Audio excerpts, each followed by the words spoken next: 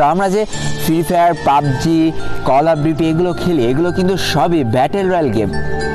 তো বন্ধুরা, আগে জেনে আসি এই ব্যাটেল রয়্যাল গেমের উৎপত্তিটা কোথা থেকে। আসলে কোনো কিছু হুট করে আবিষ্কার করা যায় না, কোনো একটা কিছু থেকে ধারণা নিয়ে একটা নতুন জিনিসের জন্ম হয়।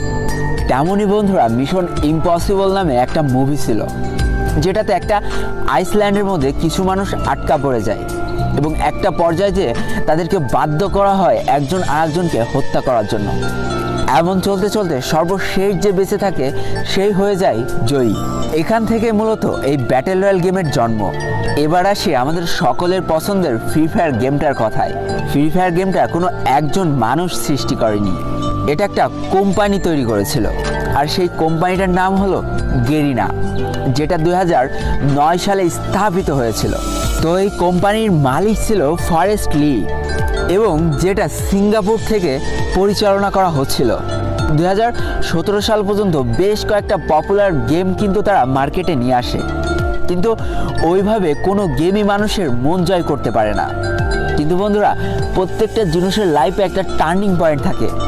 এই ফ্রি ফায়ার গেমটা ছিল গেরিনা কোম্পানির লাইফের একটা টার্নিং পয়েন্ট। এবার চলো জেনে নিই এই ফ্রি ফায়ার গেমটা কিভাবে আবিষ্কার হলো। 2017 সাল পর্যন্ত ব্যাটেল রয়্যাল গেম বলতে আমরা পাবজিকে বুঝতাম, যেটা শুধুমাত্র কম্পিউটারে খেলা যেত এবং এক্সবক্সের মাধ্যমে খেলা যেত, অর্থাৎ গেমিং যে সামগ্রীগুলো আছে তার মাধ্যমে খেলা যেত। এবং বন্ধুরা, গেমারদের মধ্যে একটা চরম উন্মাদনা সৃষ্টি হয়ে গেল এই পাবজি গেমটাকে ঘিরে, যেটা শুধুমাত্র কম্পিউটার এবং এক্সবক্সের মাধ্যমে খেলা যেত। তো দেখো বন্ধুরা, আমরা আমাদের জীবনটা প্রতিনিয়ত আপগ্রেড করে থাকি। একটা সময় আমরা গেমিং বলতে খালি বুঝতাম কম্পিউটার এবং বিভিন্ন ভিডিও গেম সামগ্রী, কিন্তু যুগের সাথে তাল মিলিয়ে এই গেমারদের জীবনে আরও একটা নতুন সূচনা শুরু হলো, সেটা হচ্ছে মোবাইল গেমিং। আস্তে আস্তে মোবাইল গেমিংয়ের জনপ্রিয়তা পেতে শুরু করে। ঠিক এমন একটা পর্যায়ে এসে গেরিনা কোম্পানির মালিক ফরেস্ট লি, যে কিনা সিঙ্গাপুর থেকে বিলং করে, সে ভাবে যে কেমন হয় যদি মোবাইলে একটা ব্যাটেল রয়্যাল গেম চালু করা যায়। যেই কথা সেই কাজ। 2017 সাল থেকে শুরু হয় আমাদের এই ভালোবাসার গেমটা তৈরি করার কাজ। একটু একটু করে তৈরি করা হয় ফ্রি ফায়ার গেমটাকে। তো বন্ধুরা, তারা এমনভাবে গেমটা তৈরি করতে চেয়েছিল যেন প্রায় সব ফোনে এই গেমটা সাপোর্ট করে। তাই তো ভালো ফোন, খারাপ ফোন, সব ফোনে যাতে এই গেমটা খেলা যায় সেই চিন্তাকে মাথায় রেখে এই গেমটা তৈরি করার কাজ শুরু করে ফেলে। 2017 সালের মাঝামাঝি অবস্থানে এই গেমটার বেটা ভার্সন লঞ্চ করা হয়, অর্থাৎ কিছু মানুষের মধ্যে এই গেমটাকে সীমাবদ্ধ করে দেওয়া হয় এবং যারা খেলে এই গেমটার ভালো ও খারাপ দিকটা তুলে ধরে, যেটার পরে ভিত্তি করে এই গেমটার আরও নিখুঁত করে তৈরি করার কাজ শুরু হয়ে যায়। 2017 সালের 4 নভেম্বর চলে আসে এই গেমটার লঞ্চ করার সেই অন্তিম দিন, যেদিন এই গেমটা হাজার হাজার মানুষের মধ্যে ছড়িয়ে দেওয়া হয়।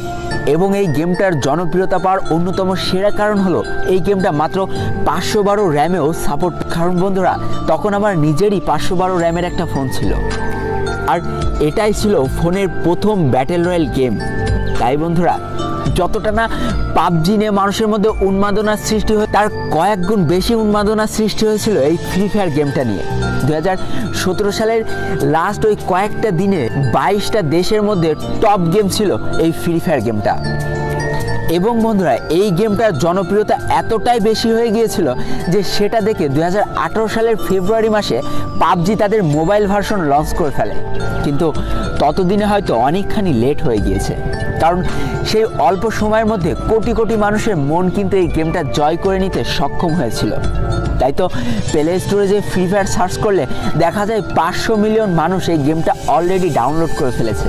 এবার বন্ধুরা, আর একটা কথা বলি যেটা শুনলে তোমার গর্ব হবে। 2019 সালে প্লে স্টোরের সবচেয়ে ডাউনলোডেড গেম ছিল ফ্রি ফায়ার গেমটা, এবং যেটার জন্য এই ফ্রি ফায়ার গেমটা অ্যাওয়ার্ডও পায়। আর বন্ধুরা, বর্তমানে এই গেমটার জনপ্রিয়তা যে কতটা বেশি তা হয়তো আমার আর বলে দেওয়া লাগবে না। আবারও বলি, এই গেমটা এত নাম করা কিছু কারণ। এটাই ছিল মোবাইলের প্রথম ব্যাটেল রয়্যাল গেম। এটা সেই গেমই ছিল যেটা কিনা মাত্র 512 র্যামেও খেলা যেত। সময়ের সাথে সাথে, যুগের সাথে তাল মেলাতে মেলাতে হয়তো এই গেমটার প্রোফাইলটা একটু বড় হয়েছে, তাই এখন হয়তো আর 512 র্যামে খেলা যায় না। কিন্তু আমি নিজে একটা সময় 512 র্যামে এই গেমটা খেলেছি। তো এটা ছিল ফ্রি ফায়ারের পিছনে লুকিয়ে থাকা ইতিহাস।